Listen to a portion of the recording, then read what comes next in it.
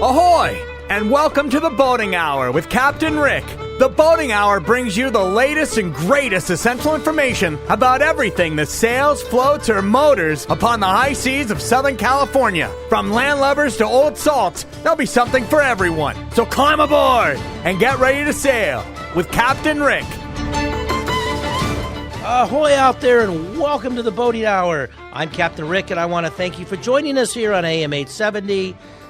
Thanks to our sponsors for our show today. For a healthy gut, the best probiotic on the market, Livia One Probiotics, natural, organic, and allergen-free, and Raycom Radio's reliable two-way radio communications throughout Southern California. Raycom Radios.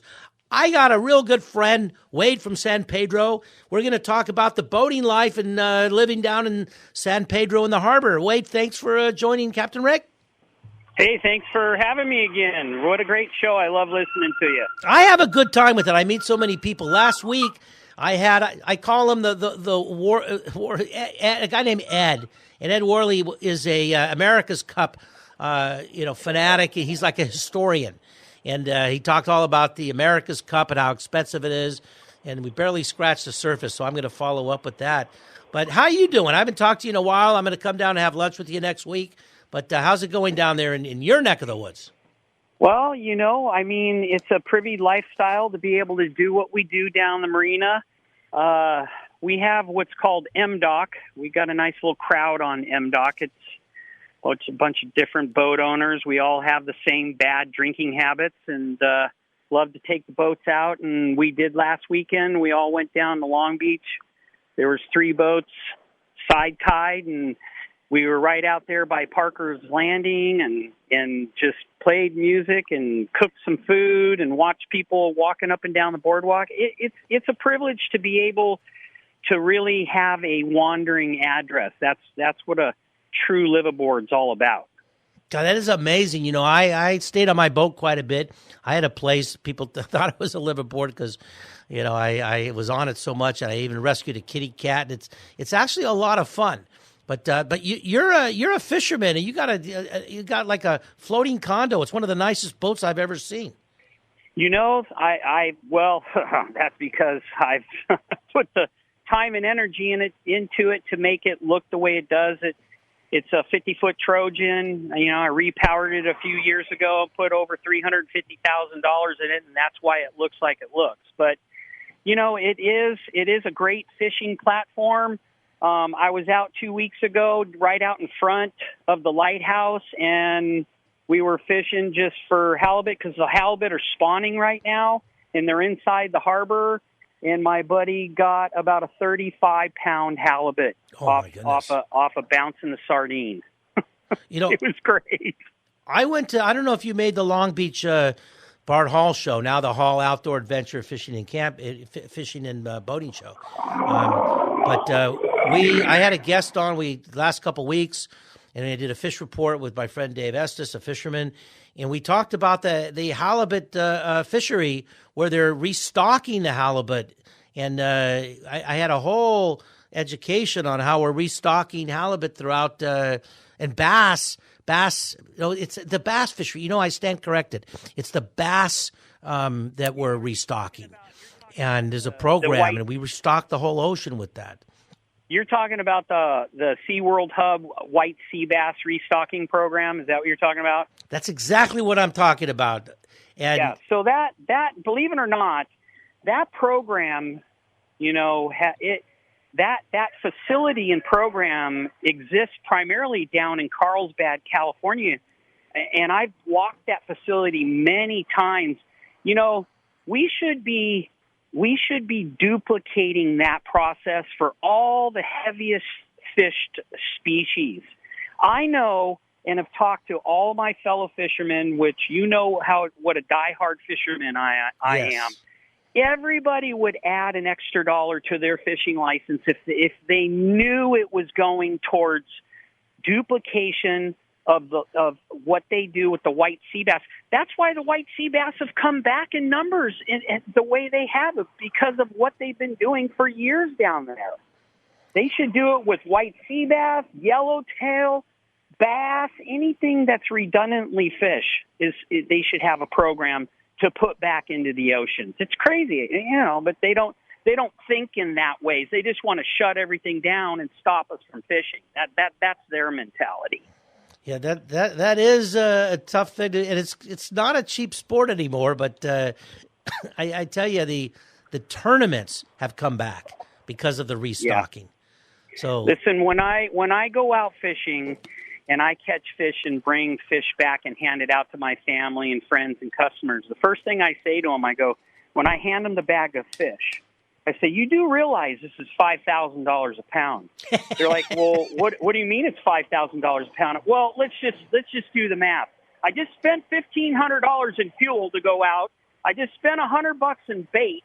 I just spent, all the time and effort keeping my boat up and running so that we don't get stuck out in there.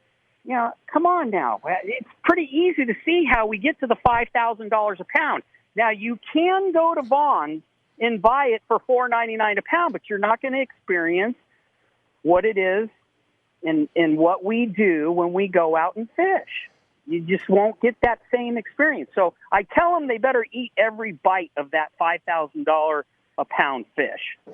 It doesn't taste the same. So, yeah, it absolutely. And I'm telling you, it's shocking how good the fish is when my friends give it to me. So, Marina Del Rey, of course, Dave Estes does the fish report quite a bit. Miles, who's part of Marina Del Rey Anglers and the Westwood Sportsman Hunting and Fishing Club, and he does the halibut derby. That's why I was thinking halibut. He does the halibut derby. We're going to do a whole show on the halibut derby in Marina Del Rey. That's coming up in June. And I've gotten fish from some of my fishermen friends, and boy, I tell you, there's nothing like fresh fish, and it's completely different. And you're right, it's quite an experience. And some of my fishermen friends, they take wild kids out that are not doing well in school and they're troublemakers. They get them into fishing. And all of a sudden, They become good kids. They do better in school, and they're happy to go out. And it's amazing to see the transformation, of some of these young kids. When I had that structure when I was in the Scouts. My parents kept me in activities in the Scouts, and that kind of was it for me. But once a kid goes out fishing and makes some friends, they're happy, they're smiling, it's exercise, and they become good kids. I think every school should have after school programs down at the marina fishing. So I'll let you in on a little secret. Gary Bobel, who's a dear friend of mine, he's the I guess you would say owner. He developed what's called the Christian Fishing Kids Club. Oh, wow. And that's down in Oceanside, California. And that's exactly what he does. He'll take troubled kids and just young kids in general and take them in and teach them how to fish. Everything about fishing's presentation, and you have to know how to tie a few knots, to be able to not lose the hook and the fish doesn't get away. And there's a few very redundant type ways that you present. When you're fishing, if you're fishing on the bottom, a dropper loop. If you're fishing on top, you're going to be, a surface iron or just, fishing with live bait. And so he'll actually bring kids and young people into his little organization down there and take them and teach them how to fish.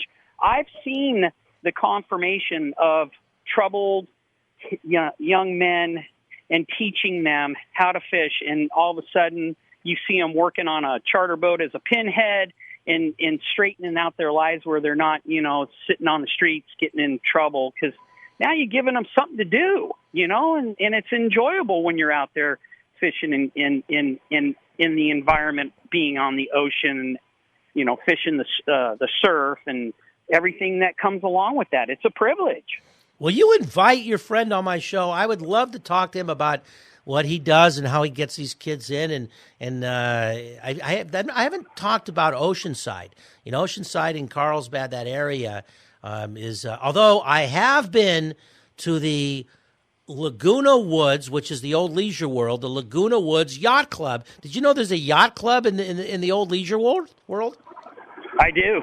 Yeah, I do. I'm a member of the San Pedro Yacht Club. Okay. And it's $200 annually. Some of these yacht clubs, they get $2,000, $3,000 annually.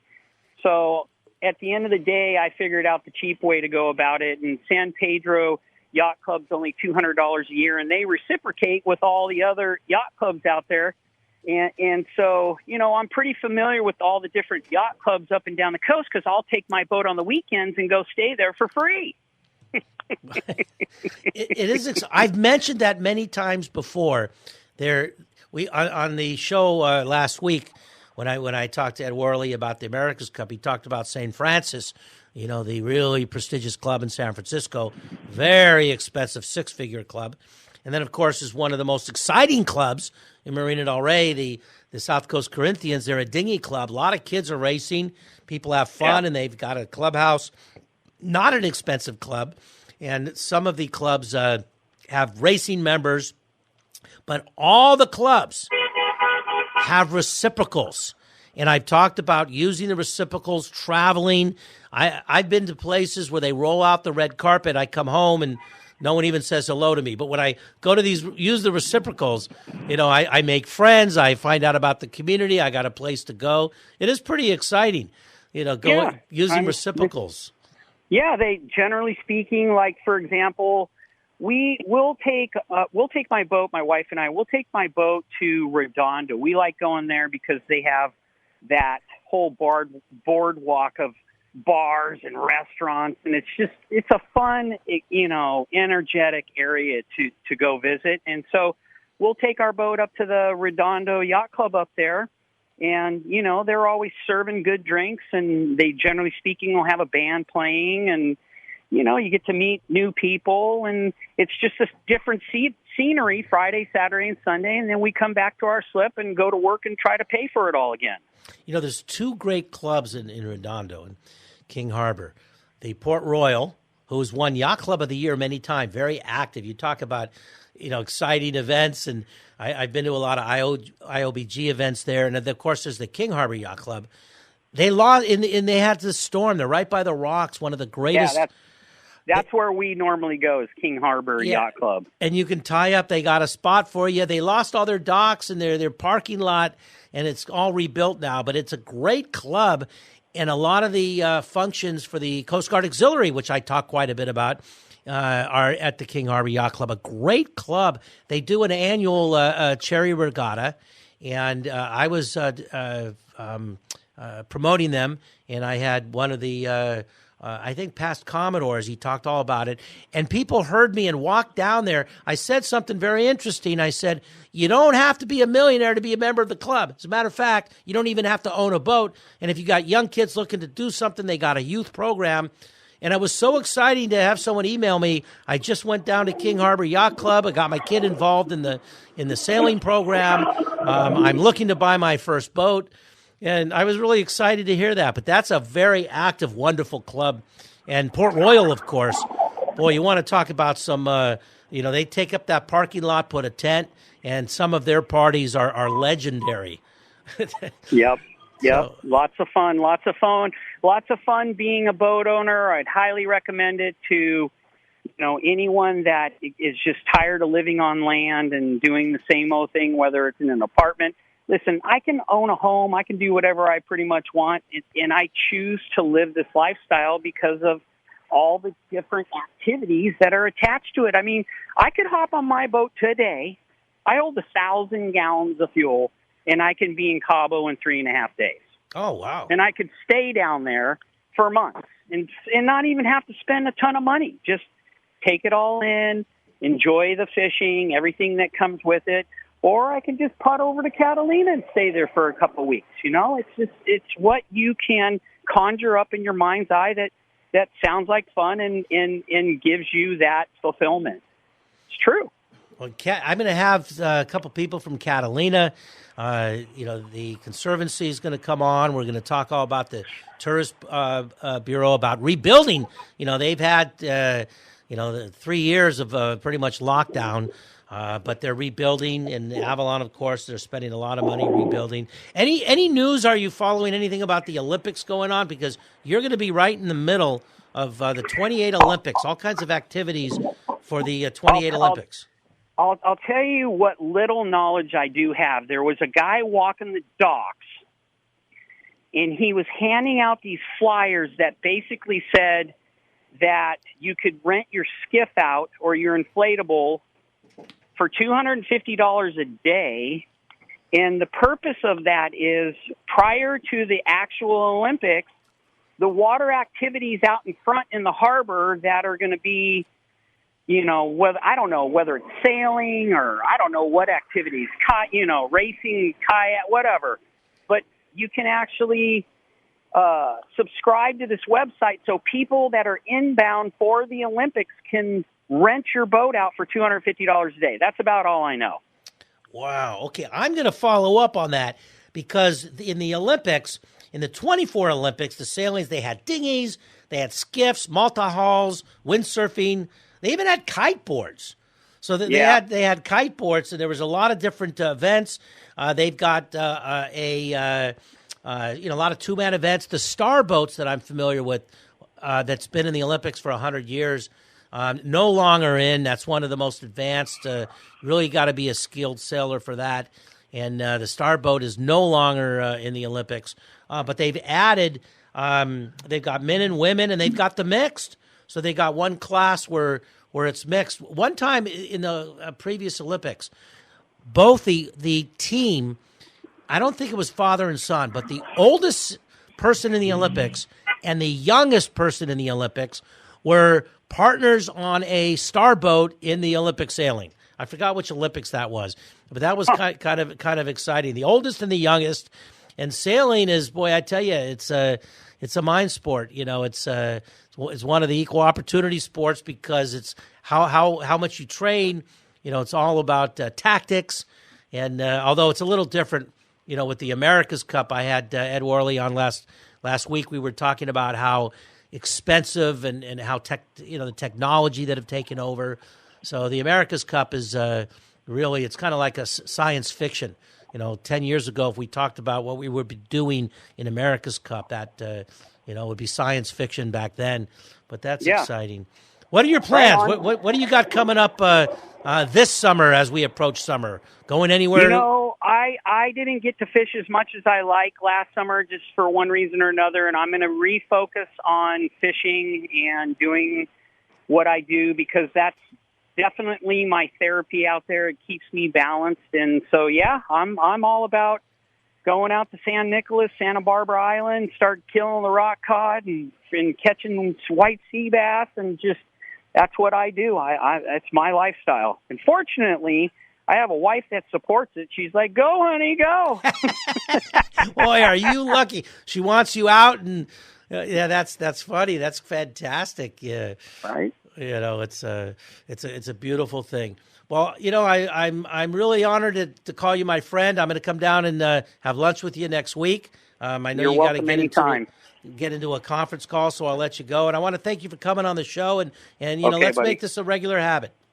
Listen, I'm going to connect you to Gary Bobel and the Christian Kids Fishing Club. It's a nonprofit, and I really think you guys could have put together a really good show and share some things to help some of these troubled kids out there. Okay? Well, the original goal of this show was to provide an avenue for people to find out what's going on in the marinas at the yacht clubs and the youth programs. So that was, the original, and that's still what I'm trying to do.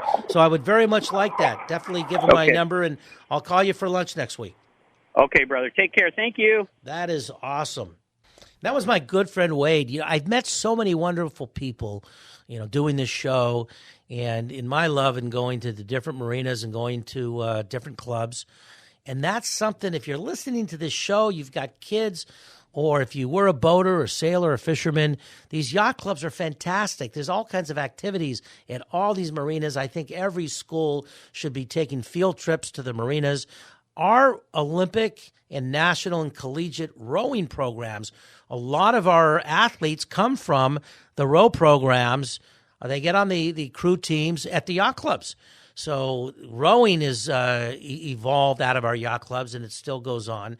So a lot of activities, and I'm going to try real hard to keep promoting and all these kinds of activities and people that are involved. So that's one of my wonderful guests that I had on. Wade, thanks so much, Wade, for coming on the show today. Last week, of course, was America's Cup. I got a few emails, people talking about how we barely talked about a lot of the questions that I had, but we barely talked about the America's Cup. So there's a big history. He is definitely going to come back on the show. We're going to have Ed Worley. He's a wealth of knowledge. I call him the Worley Encyclopedia of America's Cup. He's been somebody that has followed the America's Cup since he was a teenager. And he's a sailor. He's been on boats, and he's gone to every one of the America's Cup in his lifetime. So it's a wonderful history. It's very exciting. I hope there's a movement to try to bring back monohull sailing and get rid of some of the technology. If not, there'll be other races, and maybe we're going to start to see some more regattas. But I got a lot of positive response from the last couple of shows that I did. One was the fishing report. Of course, I had Dave Estes talk about from out of Marina Del Rey, the Mahalo Robalo. And he talked about weather and wind, and we talked all about the Santa Anas. That was a very interesting show, very educational, got a lot of knowledge. And, of course, Miles. So he's coming back on the show. Miles runs two groups. One is the Marina Del Rey Anglers, and they have the Halibut Derby, which comes up every year in June. So we're going to have a whole show talking about the upcoming Halibut Derby, but the entire month of May. Now, that's what's going to be exciting. We have all kinds of stuff going on. So let me talk about May. You're going to see the Culver City Car Show, downtown Culver City, 650 cars last year. You're going to see booths. The Coast Guard Auxiliary will have a booth there, a concierge of the Yacht Club. So if you're a boater or a fisherman or a sailor, go to the Culver City Car Show. It's the Mother's Day weekend, the Saturday before Mother's Day. I'll be there in a booth with the Coast Guard Auxiliary talking about augmenting the Coast Guard and some of the public safety and the patrols and the things that we do in the auxiliary. So come say hello to the Coast Guard Auxiliary booth. It's going to be at the Culver City Car Show on May 10th. Now, the following week, the Torrance Armed Forces Parade, the longest running, oldest, most significant Armed Forces Parade, honoring all of our military and those that serve. So that is the following week. Armed Forces Day, of course, is Saturday, but this is a 3-day event with exhibits, and there's a 5K run. The featured branch, of course, is the 250th anniversary of the Army. It'll be fantastic. A concert Friday night, and I will plug and promote that as well, and it'll be up on the website. But the Coast Guard will have a presence in the Coast Guard Auxiliary. You'll see them in the parade, and they'll also have booths the following week, Fleet Week at the Battleship Iowa. That's Wade's territory, our guest for today, at the Battleship Iowa. So Fleet Week will be there. All kinds of booths. You'll see the Coast Guard and Coast Guard Auxiliary there as well. And all kinds of people come to that. The Battleship Iowa, every year Fleet Week is really exciting. A lot of people show up over that weekend, and that's Memorial Day weekend. That's a 4-day show, Friday to Monday. About 100,000 people throughout the weekend come to that. So all kinds of exciting stuff coming up. We've got a wonderful list of guests that will be coming on the show. So stay tuned and email me if you've got a boating story. You can email Captain Rick at theboatinghour.com, and I'll put you on the show, and any story is, we'd love to hear it. We'd love to hear from boaters and fishermen and people that are out there on the water. Well, that's all the time that we have for you today. I hope you enjoyed our show. As always, we're so very fortunate to have such wonderful and exciting guests, and I want to, thank our guests for coming on. Wade was a fantastic guest, and he'll be back on, and so will Ed Worley, because we just started talking about America's Cup. That show went so fast, and I had so many questions for him. I'm going to put some pictures of America's Cup boats over the last century. Remember, if you do it right and follow the guidelines and safety precautions, there's no place like being out on the water in the fresh air and sunshine in beautiful, sunny Southern California. Let's not forget the coasties, protecting our waters, America's lifesavers and guardians of the sea. Email Captain Rick if you want to find out about boater safety and some of the things that the auxiliary does. Thanks to our sponsors for our show today, Livia One Probiotics and Raycom Radios. Keep your emails coming. This is Captain Rick saying ahoy in fair winds, all.